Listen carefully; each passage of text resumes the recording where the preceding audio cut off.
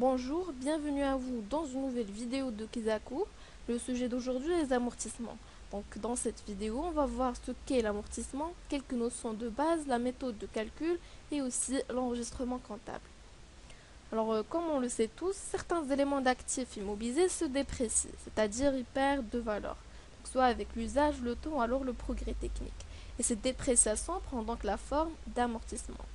De là, on peut déduire une définition très simple de l'amortissement, qui est la constatation comptable de la perte de valeur des immobilisations qui, comme on vient de dire, se déprécient soit avec l'usage, le temps ou le progrès technique. C'est-à-dire que l'immobilisation devient obsolète. Cette perte de valeur a un caractère définitif, certain et continu.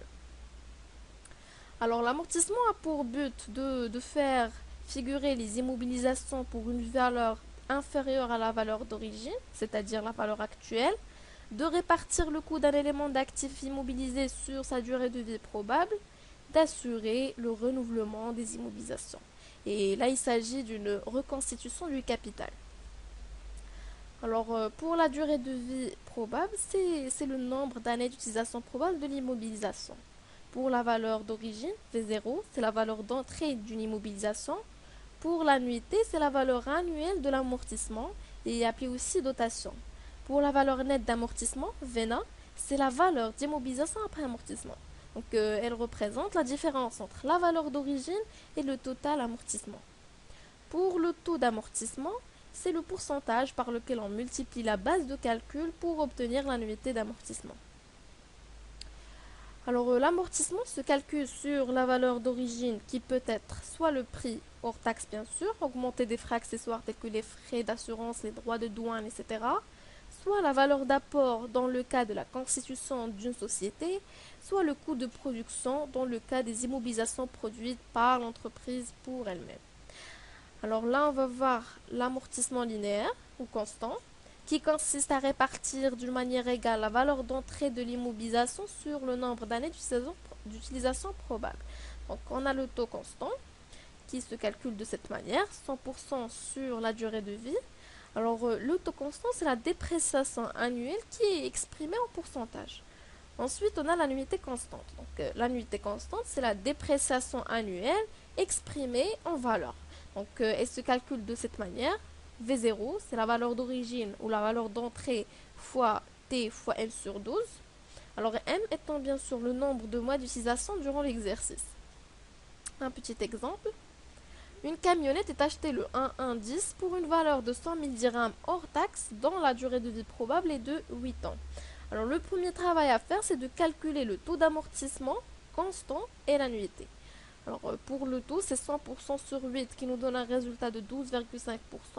Pourquoi 8? Parce que dans cet exercice, la durée de vie probable est de 8 ans. Ensuite, l'annuité. Pour l'annuité, sachant que l'annuité est égale à V0 fois T fois M sur 12. Là, la valeur d'entrée est de 100 000 dirhams. Donc 100 000 dirhams fois le taux qui est de 12,5% fois 12 sur 12. Pourquoi 12 sur 12? Parce que cette camionnette a été achetée le 1-1-10. Elle a été achetée en début d'année, qui nous donne un résultat de 12 500.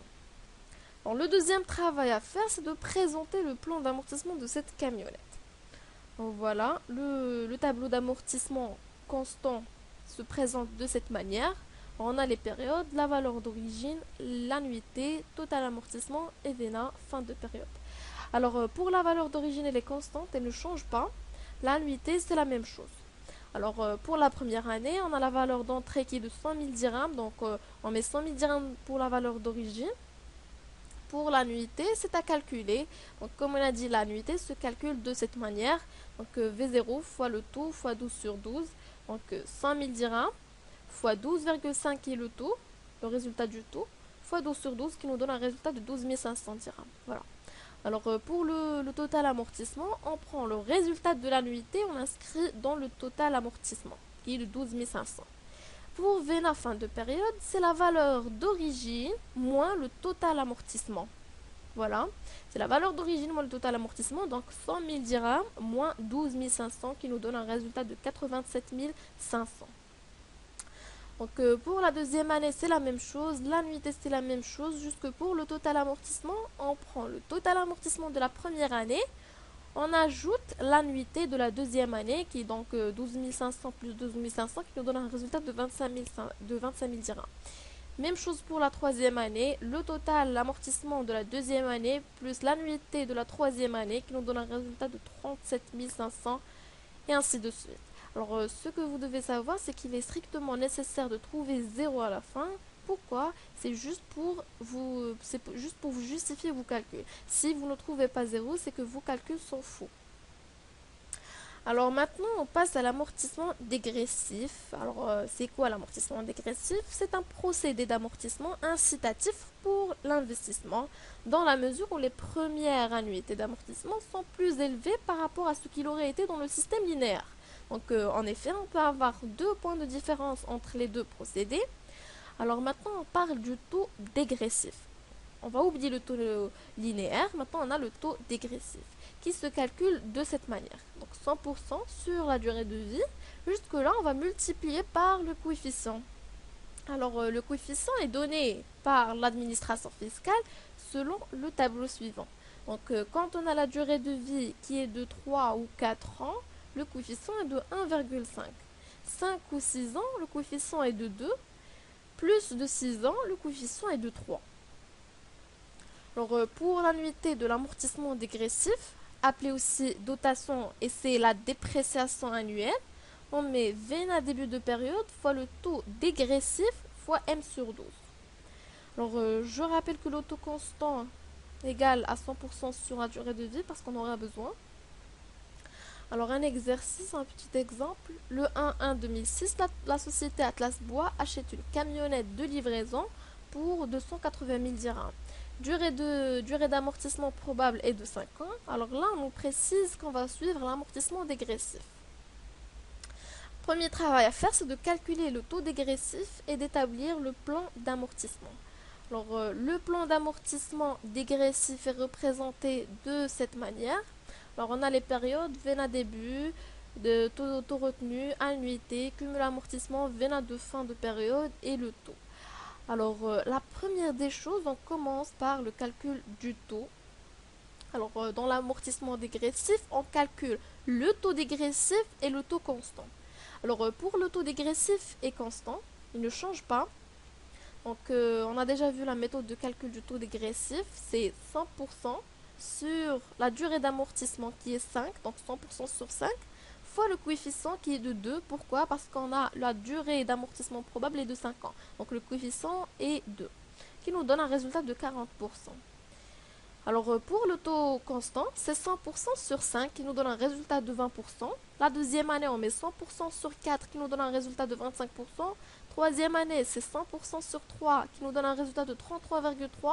Quatrième année, c'est 100% sur 2 qui nous donne un résultat de 50%. Et la dernière année, c'est 100% sur 1 qui nous donne un résultat de 100%. Alors, pour le taux retenu, alors on retient le taux supérieur. Donc, vous devez savoir que le taux dégressif est abandonné au profit du taux constant lorsqu'il devient inférieur à celui-ci. Donc là, on va retenir, donc pour la première année, on va retenir le taux dégressif. Pourquoi? Parce qu'il est supérieur au taux constant. Même chose pour la deuxième année, pour la troisième année. La cinquième année, on va retenir le taux constant parce qu'il est supérieur au taux dégressif. La dernière année, c'est la même chose. On va retenir le taux constant parce qu'il est supérieur au taux dégressif. Donc ensuite, on vient faire le calcul. Alors pour VNA début de période, donc dans cet exercice, on a la valeur d'entrée qui est de 280 000 dirhams. Donc VNA début de période de 280 000 dirhams. Alors le taux retenu, on l'a déjà mentionné. Pour l'annuité, on a déjà vu le calcul de l'annuité. C'est VNA début de période fois 40% fois M sur 12 qui nous donne un résultat de 112 000 dirhams. Alors pour le cumul d'amortissement, on va inscrire le résultat de l'annuité dans le cumul d'amortissement. Alors pour VNA fin de période, c'est VNA début de période qui est de 280 000 dirhams moins le cumul d'amortissement qui est de 112 000 dirhams qui nous donne un résultat de 168 000 dirhams. Alors pour la VNA début de période, on va plus mettre la valeur d'entrée qui est de 280 000 dirhams. Non, on va inscrire le montant de la VENA de fin de période. Donc c'est 168 000 dirhams. Donc maintenant, 168 000 dirhams sera inscrit dans la VENA de début de période de la deuxième année. Et ensuite, on fait nos calculs. Même chose pour la troisième année, c'est la VENA de fin de période, donc c'est 100 800 qui va être inscrite dans la VENA début de période, et ainsi de suite. Alors, comme j'ai dit tout à l'heure, pour l'amortissement linéaire, c'est la même chose pour l'amortissement dégressif. Il est nécessaire de trouver 0 à la fin dans la VENA de fin de période pour vous assurer de vos calculs. Si vous ne trouvez pas 0, c'est que vos calculs sont faux. Alors maintenant, on passe à la comptabilisation des dotations. Alors, quel que soit le procédé d'amortissement, la comptabilisation se fait de la même manière. Donc, les dotations d'amortissement sont enregistrées comme suit. Alors, on débite les dotations d'exploitation des immobilisations. Alors, pour le montant, c'est ces dotations.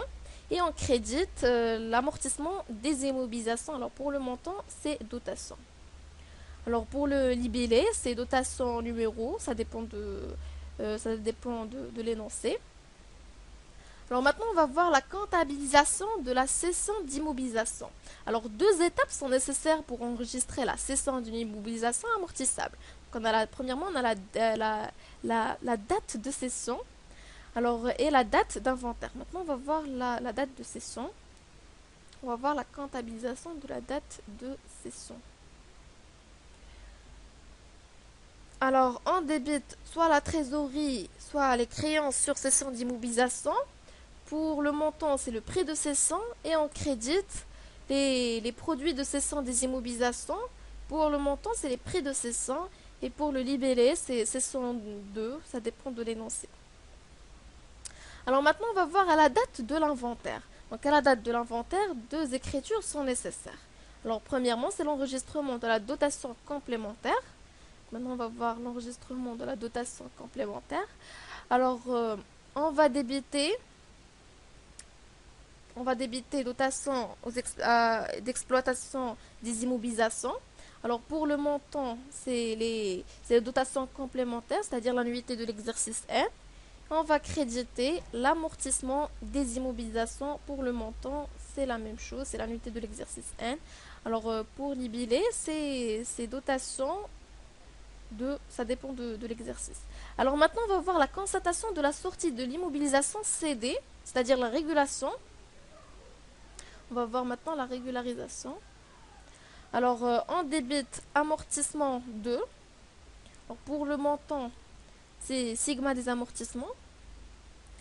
Et on débite VENA des immobilisations cédées.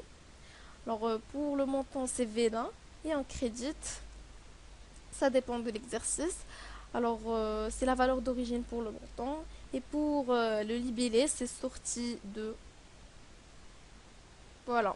Alors, j'espère que vous avez bien compris. J'espère que cette vidéo vous a été utile. Je vous dis à bientôt dans une nouvelle vidéo, Inch'Allah.